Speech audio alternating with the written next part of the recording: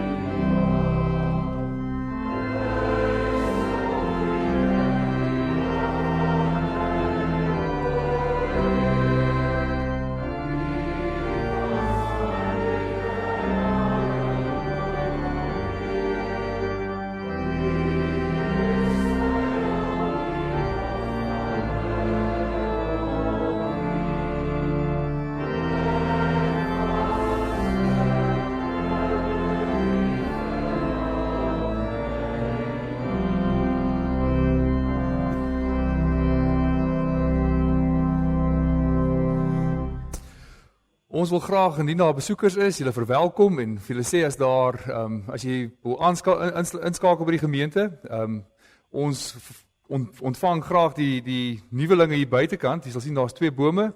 Die een aan die linkerkant, iemand van die kerkraad sal jy daar ontvang en bietjie met u gesels oor hoe jy kan inskakel. Dan wil ons vanoggend graag vir Marina Oukamp in ons midde verwelkom. Marina, kan jy asseblief gou vir ons opstaan? Ja, Marina is ook heel agter, soos elke nuweling gewoonlik is. Hulle skryf soos na mate vorentoe, Marina, so jy gaan agter begin en vooreindig. Ons is dankbaar teenoor die Here, Marina, dat jy ook by die gemeente ingeskakel het.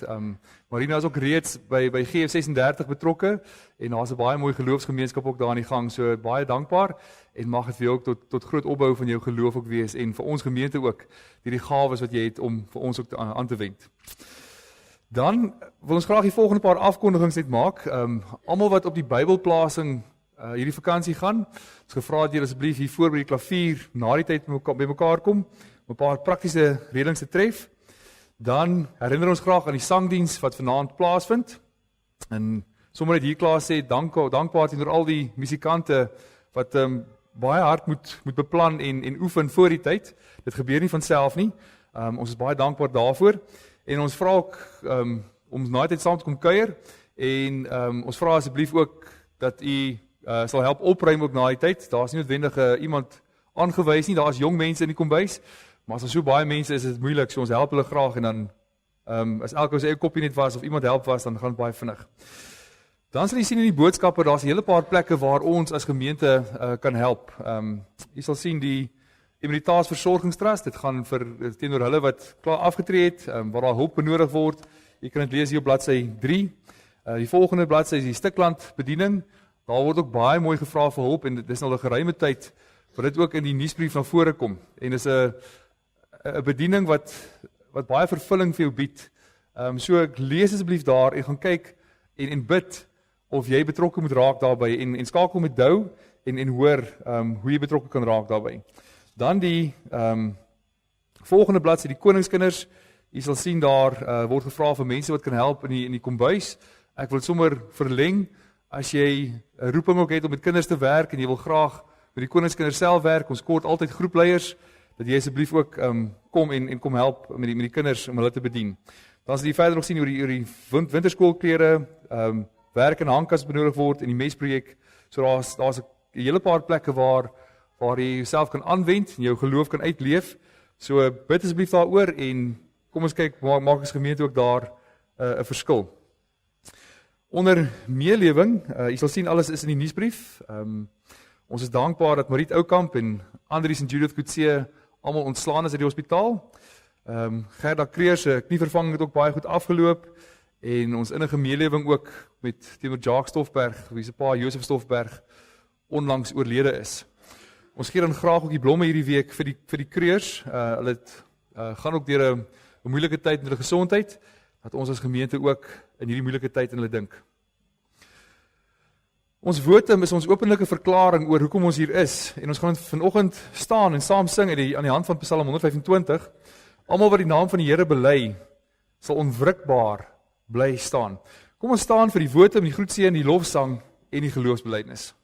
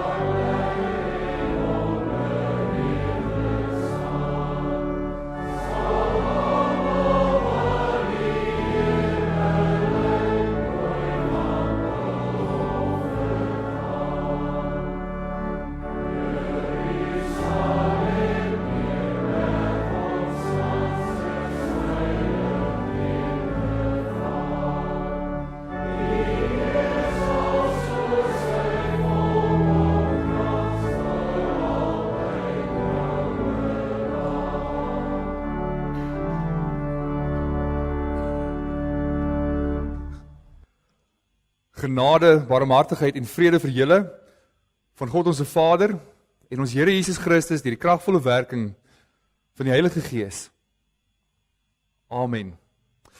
Kom ons sing tot eer van die Here, Skrifverhouding 2:6 vers 1, 3 en 5. Ons troue Heer so hoog verhewe, ek wil U besing, hy laat my lewe.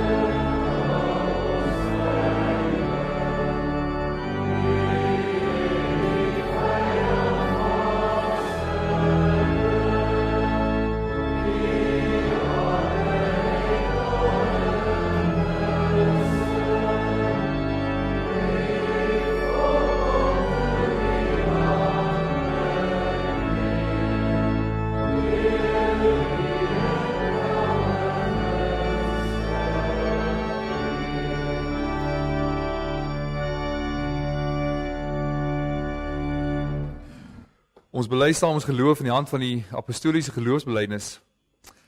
Ek glo in God die Vader, die Almagtige, die Skepper van hemel en aarde, en in Jesus Christus, die eniggebore Seun, ons Here, wat ontvang is van die Heilige Gees en gebore uit die Maagd Maria, wat gelei onder Pontius Pilatus, gekruisig is, gesterf het en begrawe is, wat die angste van die hel tot in die dood toe ondergaan het, wat op die derde dag weer opgestaan het uit die dood, opgevaar het na die hemel en sit in die regterhand van God, die Almagtige Vader, waarvandaan hy sal kom om die lewendes en die dooies te oordeel. Ek glo in die Heilige Gees. Ek glo aan 'n heilige algemene Christelike kerk, die gemeenskap van die heiliges, die vergifnis van sondes, die opstanding van die liggaam en 'n ewige lewe. Amen.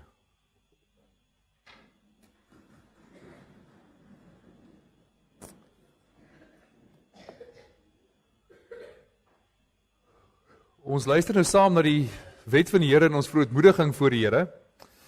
En direk daarna terwyl ons bly sit, gaan ons saam sing lied 234. Dis 'n beruiming van Psalm 51. En die baie mooi woorde oor wat sonde doen, dat ons is deur die sonde verblind en verlam, maar U wek berou in ons harte. En dis U wat ons sonde vergewe.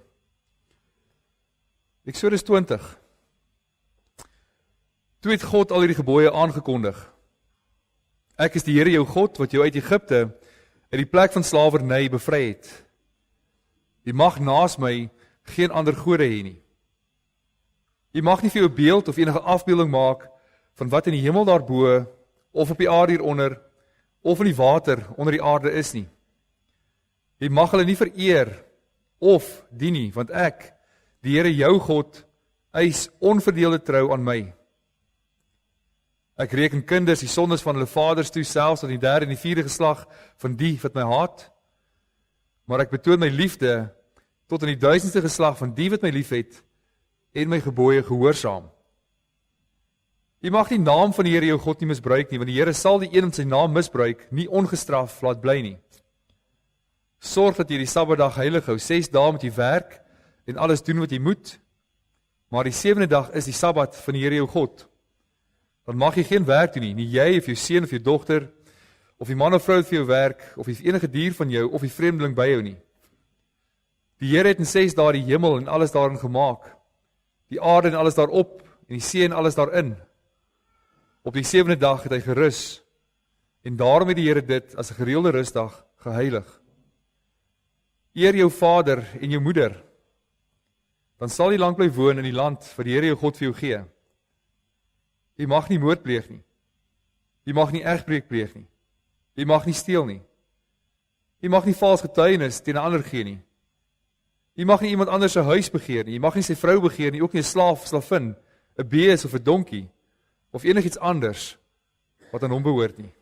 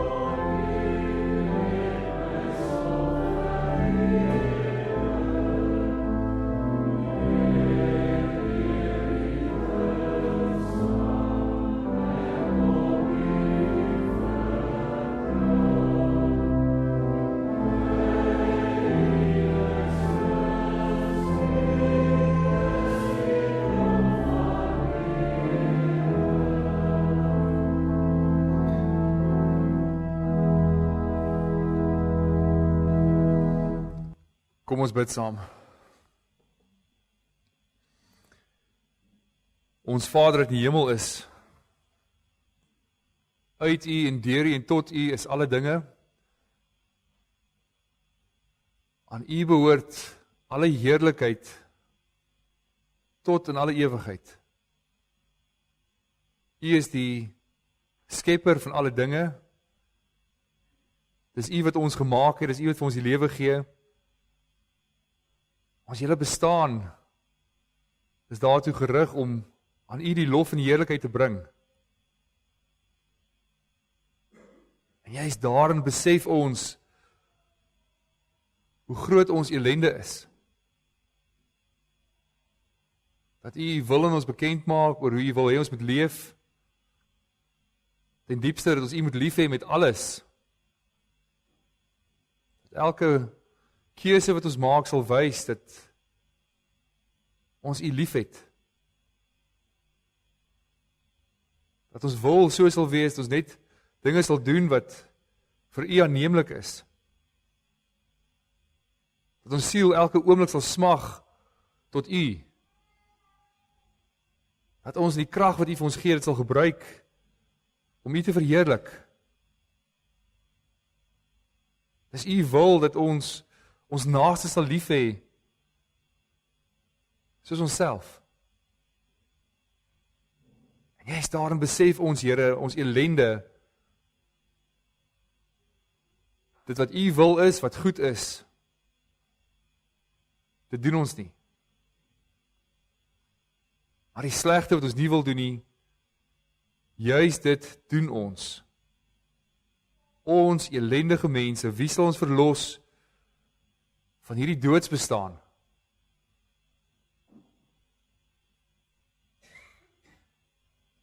Maar U doen dit. Dis U groot genade wat U ons bewys dit.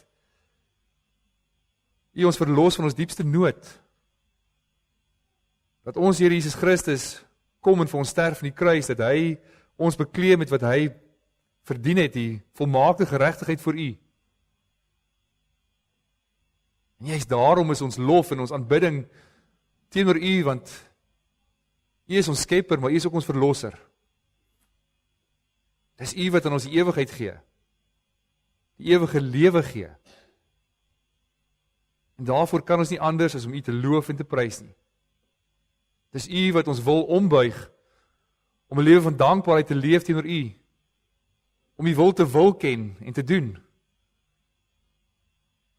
En dit pleit ons by U, dat ons al hoe meer gelykvormig sal word in die beeld van die Seun, al hoe meer sal leef volgens U wil, al hoe meer U sal lief hê, al hoe meer ons naaste sal lief hê. Mag die kerk tog anders lyk as die wêreld, mag die kerk met absolute toewyding hulle geloof uitleef, elke dag, elke oomblik. Ons dank U, Here, dat U aan ons alles gee wat nodig is, dat ons hierdie dinge van U mag vra, dat U ons hemelse Vader is, wat ons ken, wat weet wat ons nodig het, wat weet wat goed vir ons is. En daarom bid ons ook vir ons daaglikse brood, ons bid, dat U as ons hemelse Vader vir ons sal sorg, dat ons in ons lewe die sorg sal raak sien en sal erken. Dis nie uit onsself nie, as U die stad nie bou nie, bou ons te vergeefs. Maar dat U as ons Vader so ryklik vir ons sorg, vir ons liggame, maar ook vir ons siele. Dat U ons deur die woord voed, dat ons mag groei in die geloof, al hoe meer gelykvormig mag word in die beeld van die Seun, al hoe meer volwasse mag word, dat ons mag toeneem in ons hoop ook. En ons dank U daarvoor, vir U kosbare evangelie wat vir ons U goedheid en U heerlikheid en U liefde so duidelik wys in ons Here Jesus Christus. Ons bid daarom, dat U ons sal lei deur die woord, dat U ook daardeur verheerlik word. Amen.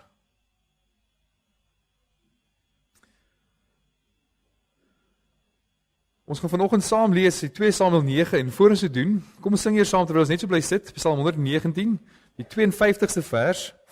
As ek wandel in benoudheid en in diepe angs geraak, is U woord die een en alles waar my hart om in vermaak. Sit net so en sing ons saam vers 52.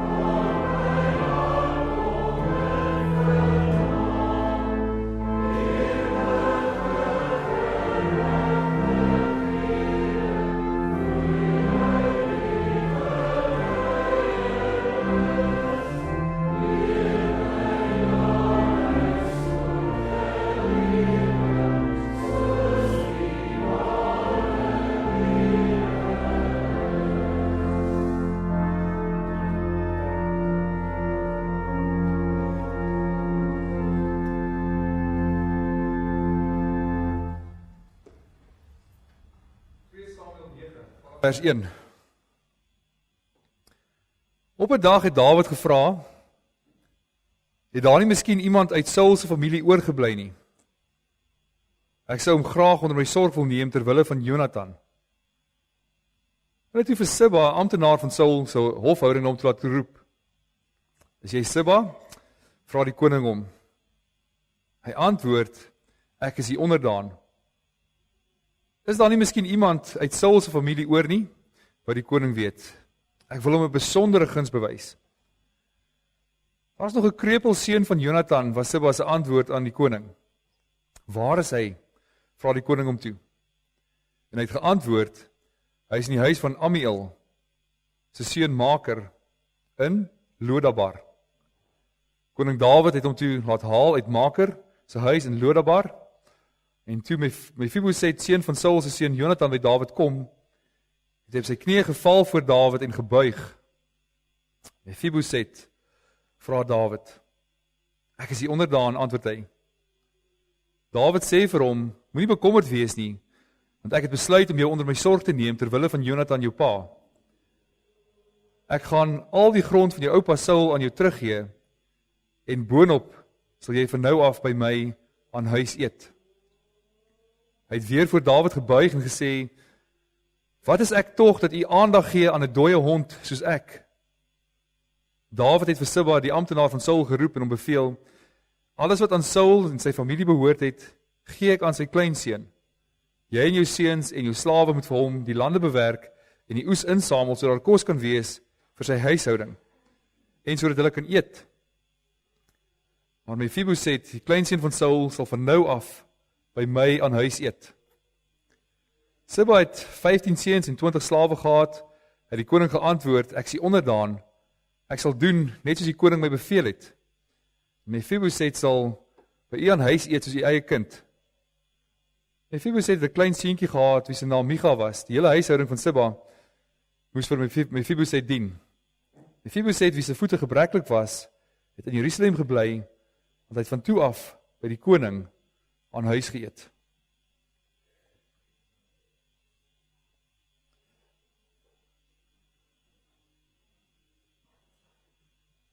Geliefde broer en suster,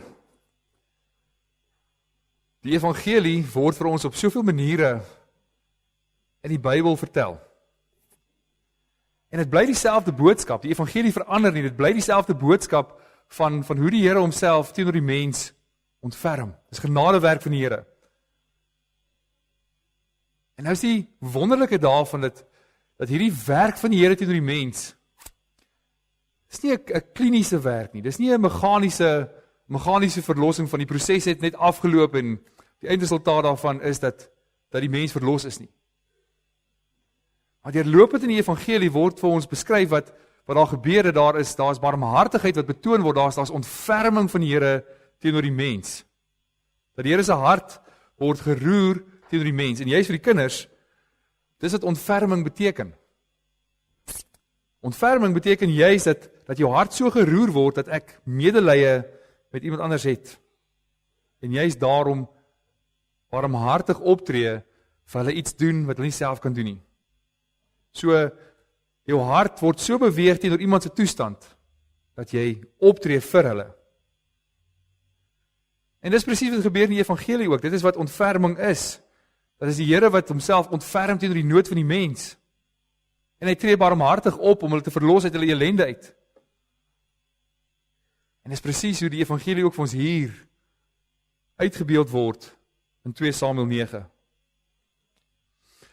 Dawid se lewe word gekenmerk eintlik aan baie groot gebeure. En waarvan talle oorloë is. As mens dink aan Dawid se lewe, is dit eintlik al so 'n klomp hoogtepunte wat 'n mens lees in sy lewe. Daar's groot gebeure wat gebeur het. Ons hoor in die vroeër in die hoofstukke 5 dat Dawid al hoe sterker geword het omdat die Here die Almagtige by hom was. Hy was dus so 'n magtige en belangrike man sodat hy eintlik op aarde kon kry. Hy het oorlog gemaak en gewen oralster en almal wat sy aandag gehad het. Sy koninkryk het van krag tot krag gegaan. Hy het gewen oral waar hy sy hand geplaas het. Van Dawid het God se seën gehad. Nou is dit so, as jy so 'n magtige groot mens is, dat mense nie noodwendig tyd het vir die nobodies, die niemands in jou koninkryk nie. dat daar is kleiner sake wat nie regtig van jou tyd of aandag hoef te vat nie, en jy hoef nie jouself daarby te bepaal nie, want 'n koning het tog groter dinge om te doen in sy lewe. Tog belangriker dinge as 'n ellendige mens wat nood het. So meeste groot konings is so afgesonder van hulle mense, dat eintlik glad nie weet wat aangaan op die grondvlak nie. Hulle gee eintlik aandag daar nie. En tog hoor ons, dis nie hoe dit met Dawid was nie. Selfs al het hy in sy koninkryk hierdie groot seën van die Here beleef, oral waar hy betrokke was, maak hy bemoeienis met hierdie arm man. En sy naam was Mephiboset. 'n Man wat niks gehad het nie, en eintlik 'n niemand in die koninkryk was nie. Sy omstandighede was ook baie sleg vanweë sy eie liggaamsgebrek. Hy was bestem om te lewe en te sterwe in die grootste ellende. En tog gaan die verhaal wat ons hier hoor nie oor die morele les vooral vir ons is in hoe ons moet lewe, en sê maar goed, ons almal is Dawids in die lewe en ons almal ken 'n Mephiboset en ons moet onsself nou oor hulle ontferm nie. Natuurlik weet ons, die Bybel sê dit ook. Die Bybel praat baie mooi oor naaste liefde, oor die barmhartigheid oor jou naaste. Maar ons kan baie keer verkeerdelik dink dat in hierdie verhaal is ek die Dawid wat barmhartigheid moet bewys aan iemand wat swaarder het in die lewe. Maar dis nie waar hierdie verhaal gaan nie. Dit gaan oor 'n magtige koning wat genade betoon aan 'n ellendeling. Dawid is in hierdie gedeelte die skaduwee van Christus, wat die ewige koning is, wat homself ontferm oor mense wat groot ellende het. En wat gebeur, verkondig God die evangelie en wys vir ons Christus, dat hy die koninklike ontferming betoon teenoor ellendige mense. Ons hoor in die eerste plek van hierdie man met die naam Mephiboset en sy ellende waarin hy geleef het. Ons hoor hy was die seun van Jonathan. Met ander woorde, hy het uit 'n koninklike geslag gekom. Hy is gebore in 'n koninklike huis. Sy oupa was die eerste koning van Israel gewees. En in 1 Kronieke 8 vers 33 tot 34 hoor ons hy eintlik die naam gehad Meribaal. 'n Interessante naam. Dit beteken eintlik iemand wat stry of oorlog maak teen Baal, weerstand bied teen Baal. En nou weet mense dat Baal was een van die afgode van die tyd, 'n groot afgod wat baie van die volke rondom hulle aanbid het. En sy ouers wou dus gehad het dat hy moes hierdie magtige kryger wees wat weerstand bied teen die sonde. Dat hy uit 'n koningshuis uitgebore word, moet die kryger wees wat teenstand bied teen Baal, teen hierdie afvalligheid wat in die koninkryk wil inkom. Hy was die een wat moes heers oor die sonde. Maar hier waar ons hom vind, het hierdie man alles behalwe 'n koninklike lewe geleef. Hy was 'n banneling. Hy het geleef in die diepste armoede. Gekom uit 'n koninklike familie van Saul, maar alles verloor. In plaas daarvan dat hy heers as 'n koning wat regverdig regeer, sien mense hy is heeltemal hulpeloos. En nou hoor ons dat Dawid vra of daar niemand in die huis van Saul oor is nie. En Siba, die amptenaar van Saul se hofhouding, word laat haal met die vraag om te antwoord. En Dawid stel dan in kennis van die vraag, en daar is ook die rede hoekom hy die nasaat te soek, want hy wil 'n besondere guns aan hom bewys. En dan sê Siba dat Saul se een kleinkind lewe nog, en dit is merkwaardig dat Dawid Saul se nageslag sal opsoek om liefde teenoor hulle te bewys. Want ons weet in die geskiedenis dat Saul het absoluut geen liefde teenoor vir Dawid gehad nie. Saul het vir Dawid gehaat. Dat vandat Dawid al hoe meer bekendheid verwerf het, was Saul jaloers op hom en moes Dawid die hele tyd vlug vir sy lewe, want Saul wou hom doodmaak. Alles oor Saul se lewe praat van vyandskap. Die huis van Saul was 'n huis van oorlog teen Dawid. Ons hoor dit in 2 Samuel 3 vers 1. Daar was langdurige oorlog tussen die nageslag van Saul en Dawid. Saul se huis was 'n huis dus van haat teenoor Dawid. En Mephiboset was deel van daardie huis. Hy word beskryf vir ons ook as deel van die huis van Saul. Wat egter merkwaardig is van Mephiboset, is as ons hoor hoe hy beland het in hierdie toestand waarin hy is. Hy het nie as 'n koning die troon bestyg nie, maar as 'n gebreklike gesukkel om bestaan te maak. Ons hoor van hoe dit gebeur het in 2 Samuel 4. 17 jaar van tevore, toe Mephibosheth 5 jaar oud was, het daar tyding gekom oor Saul en Jonathan uit Jesreel. Wat daar gebeur het was die oorlog van die Amalekiete, dat 'n groot deel van die leer gesneuwel het, en dat Saul, as ook Jonathan, is doodgemaak.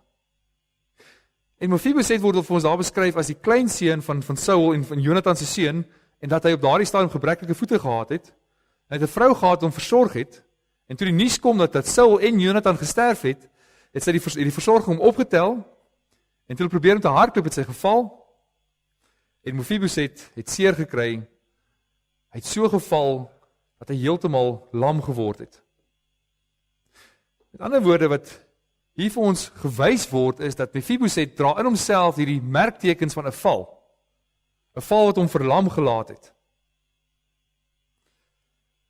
Daardie val het ook 'n vernietigende effek op sy lewe gehad. Kon nie loop nie, kon nie vir homself werk nie, het nie meer bron uit die koningshuis gehad om hierdie situasie vir hom om te draai nie. Hy leef dus elke dag met hierdie krippelende effek in sy lewe. Kon nie loop nie, kon nie vir homself werk nie, en sy hele lewe was bestem om in hierdie ellende ook te eindig. Hy het sy hele lewe lang tot op hierdie punt gelewe met daai merktekens in sy lewe, wat in die verlede gebeur het 'n groot effek op die hede, en dit sal so wees in sy lewe, totdat hy sterf. Dan word vir ons die gedeelte uit 2 Samuel 9 beskryf, dat hy is in die huis van Amiel, sy seun Maker in Lodabar, gewees. Amiel beteken die mense van God, en Lodabar beteken geen land. So wanneer mense dit saam hoor, as die Hebreëse mense dit so gehoor het, so saam gehoor wat die waarheid is, dat die Here se belofte aan Abraham was, 'n groot nasie, wat grond sal hê, hulle sal land hê. Maar Mephibosheth bevind homself as 'n mens van God, wat geen erfgebied meer het nie. Aan die ander woorde, daar waar die val gebeur het, was hy weg van God af, was hy eintlik in 'n plek waar hy geen meer erfenis het nie. Hy is weg van die koningshuis af met niks van sy eie nie, behalwe net ellende. Want die familie se koninklike lyn is weg, hy kan niks doen om dit te herstel nie, en hy kan niks vir homself doen om sy situasie beter te maak nie. En broers en susters, mens hoor so duidelik wat hier gesê word, wat hier vir ons uitgebeeld word van Mephibosheth, is ons as mens. Dat ons as mens dra die merke van 'n val in ons lewe. Dat Adam is geskaap om as koning te regeer. Hy moes heers oor God se skepping. Hulle moes in gehoorsaamheid aan God heers oor sy skepping. En die Here het vir hulle gesê, hulle kan eet van elke boom, behalwe een in die middel van die tuin, anders sterf hulle. En Adam het daardie verbond met die Here gebreek. Hy het die wet oortree en gesondig. En is die sondeval. Romeine 5 vers 19 stel dat het baie deur die ongehoorsaamheid van een mens sondaars geword. Dis nie net Adam wat geval het nie, maar as verteenwoordiger, as hoof van die mensdom, deur die mensdom geval. Die hele mensdom het geval. So toe Adam gesondig het alle mense ook saam met hom geval. Dis nie net Adam wat die gevolge van die sonde dra nie, maar elke mens is sondig van nature. Die hele menslike geslag verloor hierdie gemeenskap met God. Die hele menslike geslag word weg uit die koningshuis uit weggeplaas in die grootste ellende wat hulle oor hulle self gebring het. Waar hulle eintlik net God se ellende of God se oordeel verwag. Dat ons as mens is Mephibosheth. Daar ontstaan dus vyandskap tussen die mens en God, tussen die huis van God en die huis van die mens. Dat die huis van die mens haat die huis van die Here, van nature. Met sy hele hart, siel, krag en verstand haat hy die huis van die Here. Nie omdat die huis van die Here so sleg is nie, maar sien nie meer die waarde en die skoonheid daarvan raak nie. Sien nie enige skoonheid in Christus nie. Wil niks met hom te doen hê nie. Maak nie saak hoe wonderlik die werk van die Here is nie, die mens wil niks met hom te doen hê nie. Hy is 'n sondaar in die lewe wat hulpeloos is en niks vir homself kan doen nie, en weer in ellende sal sterf. So wanneer ons die eerste keer die naam van die krepelseun van Jonathan hoor, was nie vir ons 'n skok dat sy naam nie dieselfde is as in Kronieke nie. So daar was sy naam Meribal, en hier word hy genoem, sy tans bekend is na sy val, sy naam is nou Mephiboset. En die naam klink baie vreemd, dis nie 'n eenvoudige naam nie, maar weer eens, die eerste hoorder so baie mooi gehoor het, wat die naam beteken, uit die mond, die eerste gedeelte, of die gesig van, en die tweede gedeelte, skande. Hy was dus die toonbeeld van alles wat verlore is. Dat die skandvlekke van sy voorgeslagte aan sy lyf gedra het. Verwerping uit die koninklike lyn. En net so dra ons as mens ook daardie naam. Ons dra die naam sondaar. Gesig van skande. Net soos Adam wat gesondig het die hele mens om skande gegooi, ons leef te midde van daardie skande. Ons dra hierdie skandvlekke aan ons lyf, dis wie ons is. Soos Mephiboset uiterlik gelyk het, ellendig, kan niks homself doen nie, so lyk ons innerlik. Nie net krepel nie, maar dood. Dood vir die Here, dood vir geestelike dinge. Die mens homself van al die geestelike gawes wat daar is beroof. Die mens het uit die koningshuis uitgeval. 'n bestaan wat in die koning se huis is totale verwerping. Verloor wat God aan hulle gegee het. En dan hoor ons in vers 8 hoe Mephiboset homself beskryf. Hy sê daar, ek is 'n dooie hond. Hy beskryf in die eerste plek eintlik maar wie hy voor die koning is. As 'n dooie hond is dit 'n beskrywing van 'n koning wat baie heerlik is in sy koninklike regering en hy wat 'n absolute niks en niemand is nie. Dat hy wat uit 'n koninklike geslag uitkom, dit sou wel sy oupa gewees, het geval tot 'n dooie hond. En honde was nie soos vandag troeteldiere gewees nie. Dit was nie troeteldiere wat al ons aandag gekry het nie. Honde was destyds onreindiere. Die heidene was altyd honde genoem, want honde sou baie keer op die ashoope, die vullishoope buite kan die stad gaan en daar dinge geëet het. Met ander woorde, die heidene is dit genoem, want hulle is mense wat gewys is as hulle wat uitgesluit is uit die verbond, wat nie in die koning in die heerlikheid van die Here se teenwoordigheid kan kom nie. 'n Dooie hond is dus die laagste beskrywing van wie hy self is. Hy kon homself nie laer as dit beskryf nie. Hy het 'n besef van sy ellende. Hy het 'n besef hoe ellendig hy voor hierdie koning is. Dat hy eintlik nie eers voor hom mag verskyn nie. Dis die grootste skande van homself kan indink, dis wie hy is. Hy verdien nie 'n stukkie aandag van die koning nie. Die koning hoef eintlik niks vir hom te doen nie en hy besef dit dat die koning hoef eintlik niks aandag om te wys nie. Hy besef daar is eintlik niks beter vir hom as om net in die ellende te bly nie. En Dawid kon vir Mephiboset in daai toestand gelos het. 'n Lewe van niks behalwe skande en van ellende nie. Was niks wat Mephiboset kon doen om homself te red nie. Maar Dawid laat nie homself oor nie. Ons sien dis in hierdie hoofstuk, hierdie koninklike ontferming oor die ellendeling. Dawid vra, is daar iemand in Saul se huis sodat ek aan hom goedheid kan bewys? En hy het hom laat haal uit Lodabar. Daar was 'n lig in hierdie duisternis vir hom gewees. Iemand wat hom optel en bevry van sy lewe van ellende en skande. En daardie persoon is niemand anders nie as die koning self, nie eens een van sy onderdane nie. Daar's verlossing vir hom. Daar's genade om hom te verlos van hierdie groot skande wat hy het.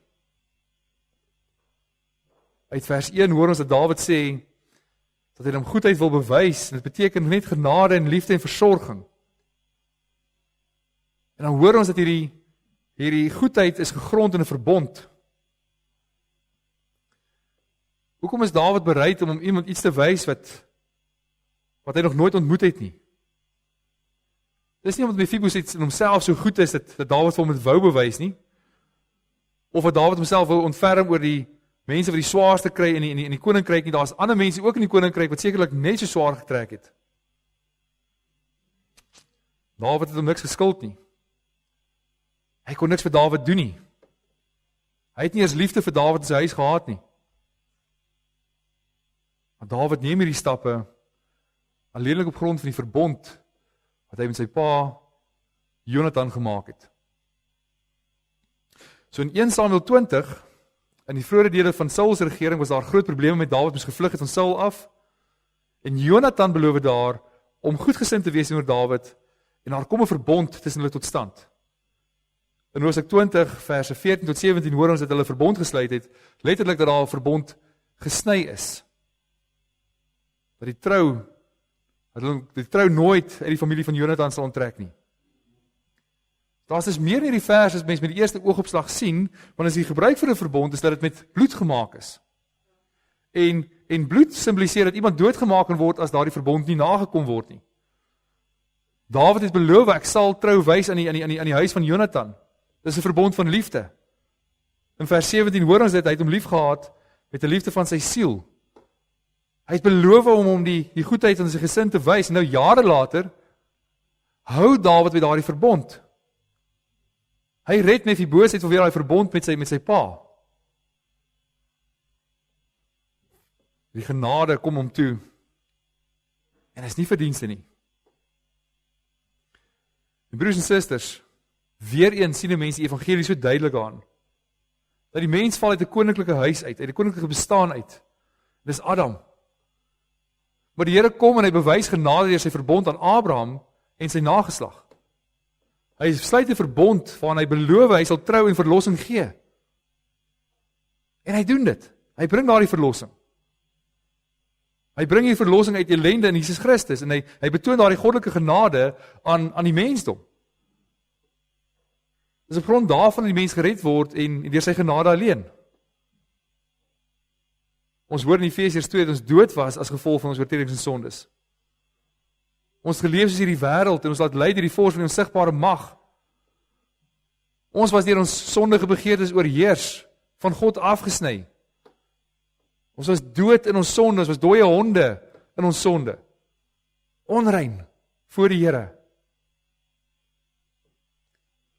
En dan verander die gedeelte, maar God is ryk in genade. Deur sy groot liefde het hy ons wat dood was as gevolg van die oortredings, saam met Christus lewend gemaak. Daar's dus niks wat Mefiboset gedoen het om hierdie verlossing te kry nie. Uitsluitlike handeling van Dawid op grond van sy eie verbond maak hy genade betoond in die nageslag van Jonathan. En dieselfde met ons, daar's niks ons doen daarvoor nie. Daar's niks ons doen vir die verlossing nie. Dis 'n gawe uit die hand van die Here omdat hy beloof het. Hy sal verlossing gee vir Abraham en sy ware nageslag.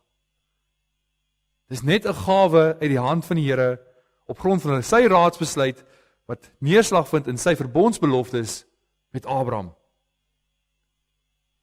So Dawid het hierdie persoonlike belang by Mefiboset.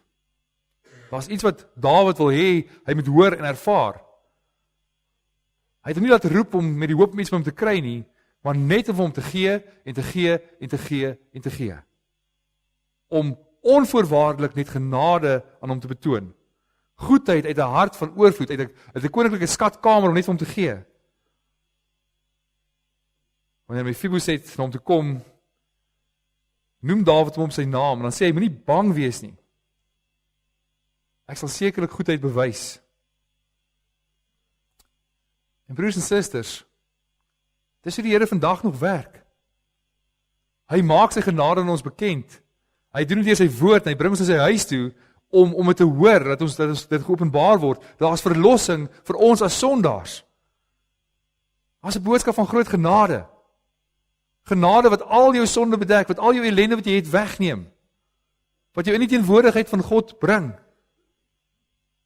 Daar's hierdie boodskap om nie bang te wees nie. Ons hoor dit deurlopend in die evangelie, vanaf die geboorte tot die opstanding van die Here, moenie bang wees nie. Want met die eerste koms van die Here het hy nie gekom om te oordeel nie. Maar hy het gekom om genade te bewys.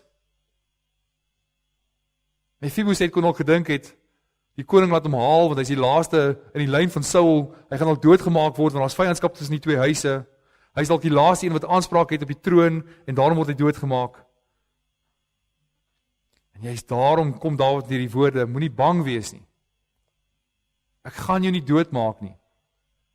Ek moet en ek kan dit doen, of ek mag dit doen, maar ek gaan net genade vir jou wys. Hoor dit, moenie bang wees nie.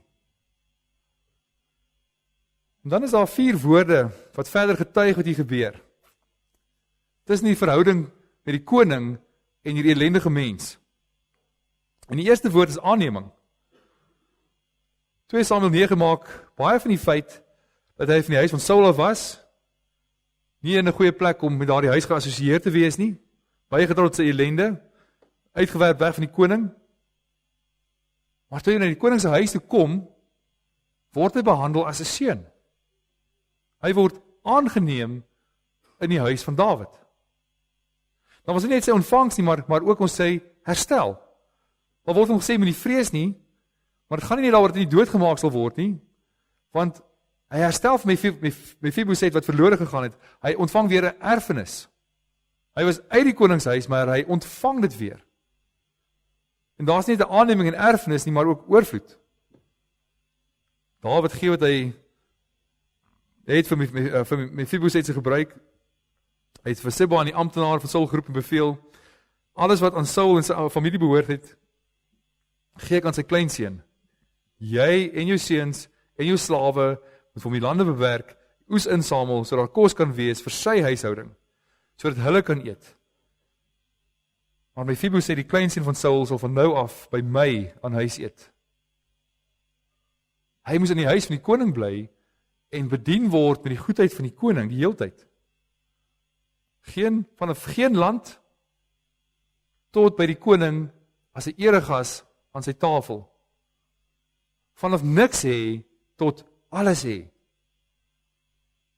In die laaste plek is hier ook die versekering, verse 10 en 11. Daar's 'n dubbele verwysing na die man dat hy sal bly eet aan sy huis. Die koning gee hom versekering van sy posisie, dit kan nie weer verander nie. Hy het die koning se woord, die koning het so gesê, dit is so.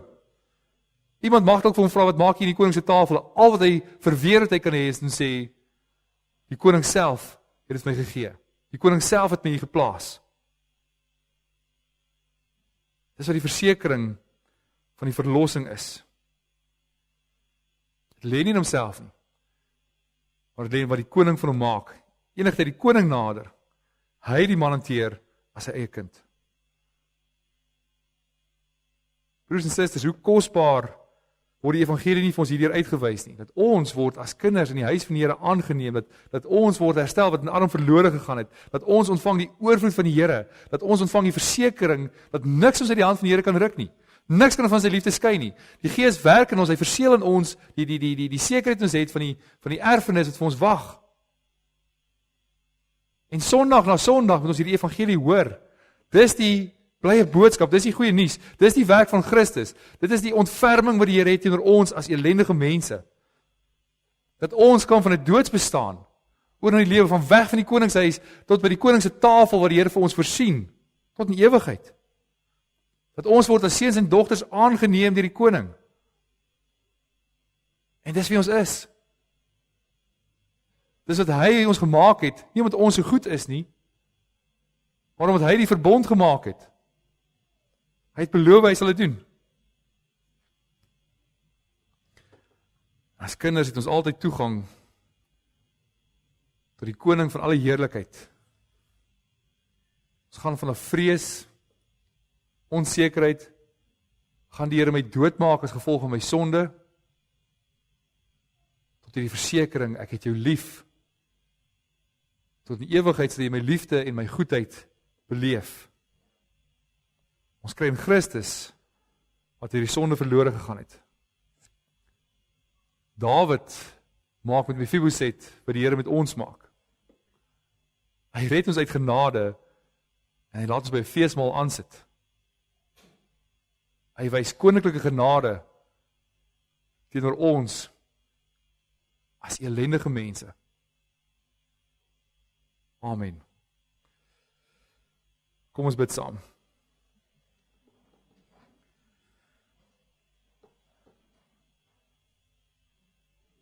Ons Vader wat in die hemel is. Het is so wonderlik om te weet dat U ons liefhet. Nie omdat ons in onsself goed is nie, maar omdat U gekies het om ons lief te hê. Dat U verlossing nie net 'n masjien is wat afgeloop het nie, maar dat U ten diepste geraak het, toe U Seun gestuur het om vir ons sondes te sterf. Dat U die grootste ontferming vir ons wys, die grootste liefdesdaad wat daar is, die grootste offer wat daar gebring kan word. En ons dankie Here vir die genade wat U aan ons betoon, ons dankie vir daardie liefde wat U aan ons bewys. En ons bede is, mag ons leef elke dag uit hierdie wonderlike wete wat U vir ons gee. Die sekerheid, die woorde om te hoor, maar moenie bang wees nie. Die versekering wat U vir ons gee, dat wat Christus vir ons verdien het, kan nie weggeneem word nie. Dat U lei ons deur die Gees ook om elke dag vir U te leef. Om uit hierdie sekerheid, uit hierdie herstel uit te leef. Dat U laat ons aansit by 'n feesmaal, tot in lengte van dae, sal U by ons wees. En mag ons daaruit leef, en die troost die vir ons gee, tot die eer van U naam alleen. Amen. Die liefdegawe gaan vandag vir die diakonale kas, en ook vir die emeritaats versorging. So indien U bydrae gee, besef dis waarvoor dit gaan. Ons sing wat in slotte saam, terwyl ons staan, Psalm 84 vers 3, 4 en 6. Die Here self is hulle fontein, hulle sal van krag tot krag steeds gaan, en een dag in die huis is my meer as 1000 waar ek U ontbeer.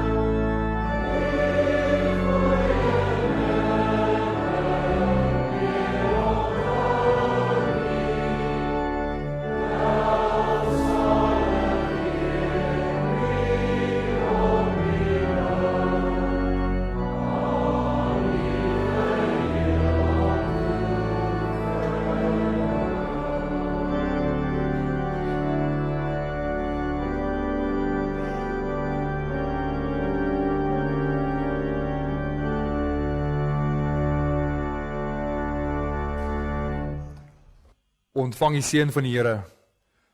Die genade van ons Here Jesus Christus en die liefde van God ons Vader en die gemeenskap van die Heilige Gees is en bly by elkeen van u. Amen.